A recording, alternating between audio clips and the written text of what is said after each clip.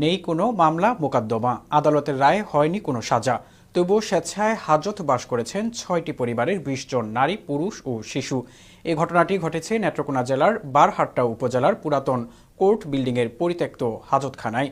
হতদরিদ্র পরিবারগুলোর মাথা গোজার ঠাঁই না থাকায় স্বেচ্ছায় মাথা গোজার জায়গা বেছে নিয়েছেন জরাজীর্ণ পুরাতন ভবনের হাজতখানাতেই। বারবার আবেদন করে তদবির আর ঘুষের টাকা দিতে না পারায় তাদের ভাগ্যে জুটেনি সরকারি আশ্রয়ণ প্রকল্পের ঘর, বলছেন হতদরিদ্র সুবিধাবঞ্চিত পরিবারগুলো। বর্তমানে আশ্রয়ণ প্রকল্পের কোনো ঘর নেই। পরবর্তীতে কোনো ঘর আসলে তাদের জন্য ব্যবস্থা করা হবে বলে জানান উপজেলা প্রশাসনের কর্মকর্তা।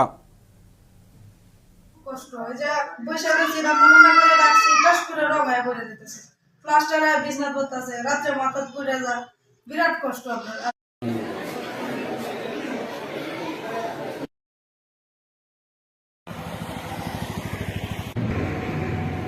আমরা ঘর বাড়ি নাই গিয়ে আমরা আজবখানাতে কোর্ট বিল্ডিং ও আগে যেন আসামিরা থাকতো, আমরা এনে তাইও না, আমরা ঘর বাড়ি ঘর কোনো কিছুই নাই গিয়া এনে আবেদনের লেগে গেছি, যার বলে গেছি এই খালি টিয়া আছে কত অনেক গেছি আবেদন করছি, সবাই টিয়া আছে, আমরা টিয়া পয়সা দিতে পারছি না, ঘর ধর আমরা পাইছি।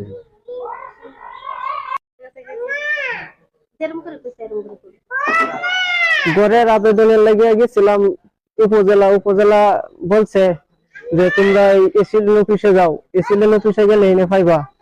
তারপর এনে কাগজপাতি বেড়াবেড়ির চেয়ারম্যানের পরিচয় পত্র নিয়ে জমা দিছি, এখনো খোঁজ খবর নাই, এখন এই যে মাইসের বাইরে করে থাকতেছি এই লাগাতেই। এখন তো এই যে আমরা জেলখানার ভিতরে আগে আসামি থাকতো, এই আসামির বদলি আমরাই নয় আসামির মতন থাকতেছি জেলখানার ভিতরে। থেকে এখানে বড় হয়েছি, আমরা এখনো ভয় পাই, দূরে একবার ভাঙ্গে পরে আমরা গ্যাস বাঁচবাম, আরেকজনের বাসা থেকে পানি আনতে হয়।